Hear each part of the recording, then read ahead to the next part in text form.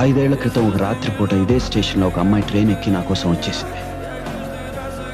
అప్పటి నుండి ప్రతిరోజు తన వాళ్ళని తలుచుకుంటూ ఏడుస్తూనే ఉంది. కొన్నేళ్ల తర్వాత వాళ్ళని మర్చిపోయింది. వీడు పుట్టాక పూర్తిగా మర్చిపోయింది. తను లేదని నిజం మేము ఇప్పుడిప్పుడే మర్చిపోతున్నాం. అలాగే భాను నన్ను మర్చిపోతుంది.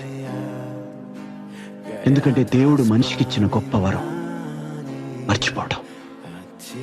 ఒకరోజు నేను ఇంటికి వస్తే అందరూ నన్ను ఒక నేరస్తుని చూసినట్టు చూశారు, అసహించుకున్నారు. అయినా నాకేం కోపం లేదు, ఎందుకంటే వాళ్ళకి ఆ హక్కు ఉంది. ఈరోజు నా కొడుకుని నేను తీసుకెళ్తుంటే వాళ్ళ అమ్మమ్మ వాడిని వదలలేకపోయింది. ఈ రోజున వాడికో తాతయ్య, అమ్మమ్మ, మామయ్య, బాబాయ్ అందరూ ఉన్నారు.